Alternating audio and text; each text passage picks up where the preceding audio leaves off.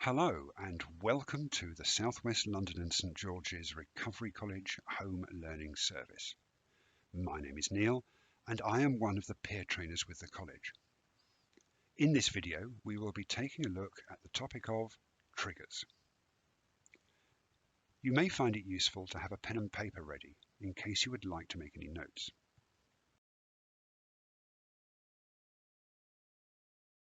In this video we will look at what triggers are and how to recognize them, the impact triggers can have on your health and well-being, and how you can manage and reduce the impact that triggers can have.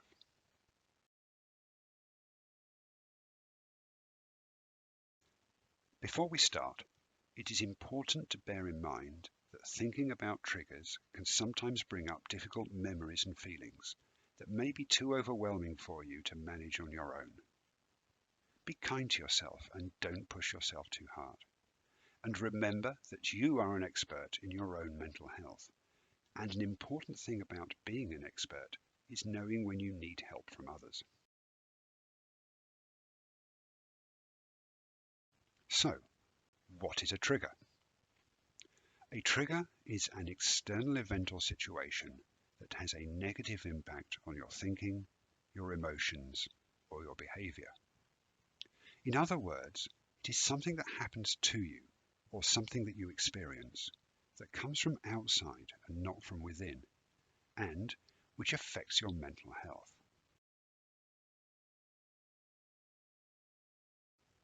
Here are a few examples of things that might be triggers.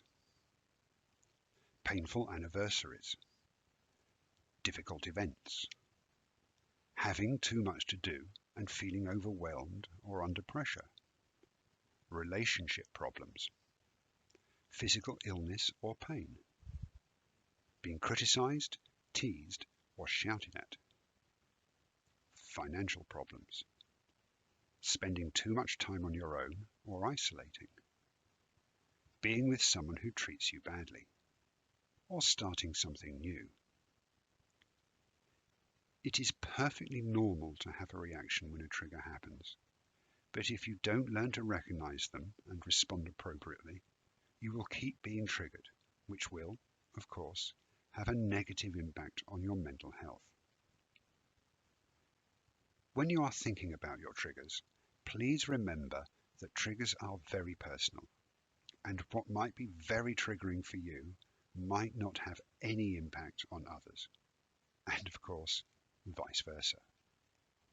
So, it is important to try not to compare yourself with others, but focus on your own unique and personal experience.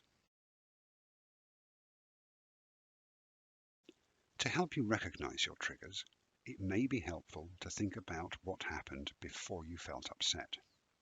It's like becoming your own detective. You can ask yourself questions like, where were you? What was the environment like? Was there a lot of noise or a lot of people? Did you notice a particular smell? Who was there? What was happening? What time of the day or year was it? What were you being asked to do? Did you want to be there? The things that trigger you may change with time. Things that used to trigger you may no longer have the same impact, while you may find yourself being triggered by things that used not to affect you. To help you spot any new triggers, start by noticing any difficult emotions or negative changes in your thinking or behavior. For instance, you might notice that you are feeling angry or tearful, or that your voice is shaking or your heart palpitating. If you notice something like that, and you haven't spotted a known trigger, then run through these questions and see if you can work out what happened to start you feeling this way. If you would like to, now might be a good time to pause this video and spend a few minutes seeing if you can identify any of your triggers. If you can, write them down and come back when you are ready. Don't worry if you can only think of one or two right now. It's often not until we are triggered that we realize what our triggers are.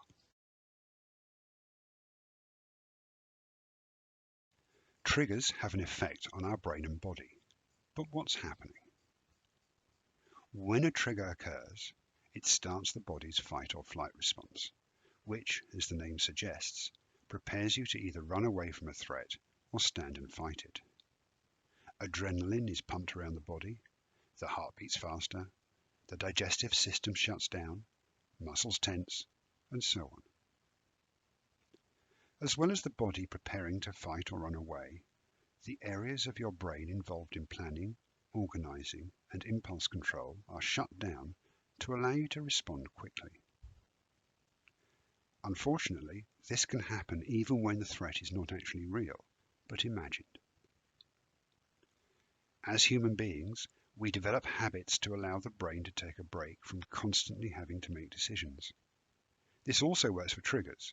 We create an association between a trigger and the response that becomes automatic. This is why it is so important to recognize our triggers, so we can step in and make changes. Otherwise, we will keep getting triggered without realizing it. When you experience a trigger, it can affect you in many different ways. It can bring up traumatic memories and cause flashbacks. It can increase symptoms associated with your mental health condition.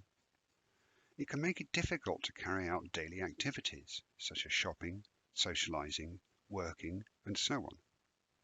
In fact, triggers can make interacting with the world around you in general much more challenging. And of course, triggers can cause a relapse into unhelpful habits such as drinking, drug use, etc. Not only can triggers make you feel bad, but if they are ignored, they can start a chain reaction of emotions and behaviors that can snowball out of control. So it is important to discover how to reduce the impact of any triggers you experience. So far, we have looked at what triggers are, how to spot them, and how they impact us. An important thing about learning about our triggers is that it helps to develop our self-awareness. By being more self-aware, we can start taking control of how we respond to the triggers instead of allowing them to control us. Once you know what your triggers are, you may be able to decrease the likelihood of them happening. For example, if there is a particular person who often triggers you, then you can plan to avoid them as much as possible. However, it is impossible to stop all triggers. Sometimes we will have disagreements with people close to us, and we won't be able to avoid painful anniversaries or difficult times of the year. Nevertheless, we can work out a plan of what to do when they happen so that they do not affect us too badly. To help you identify things that may be helpful when a trigger occurs, try thinking about the following. Is there anything that you have done in the past that has helped? Check your toolbox. Is there anything in there that may help? Find out what other people have done in situations like this. And think about the advice you would give a friend who was in a similar situation. Now it's time to get started on your plans to manage your triggers. If you haven't already, start by making a list of your triggers. And as I said earlier, don't worry if you can only think of one or two right now. When you have thought of a trigger, think about what you might do to try and get back on an even keel if it happens. Write it down, and if the trigger occurs, give it a try. You may need to experiment to find out what works for you. Try something, see if it works, and then change or refine your plan. Remember, very few of us get it right first time. We have now come to the end of this video. We have covered a large amount of information in a little time, so please watch it again if you need to. I hope you have found this video useful. Keep an eye out for new videos and courses, and keep learning about your mental health.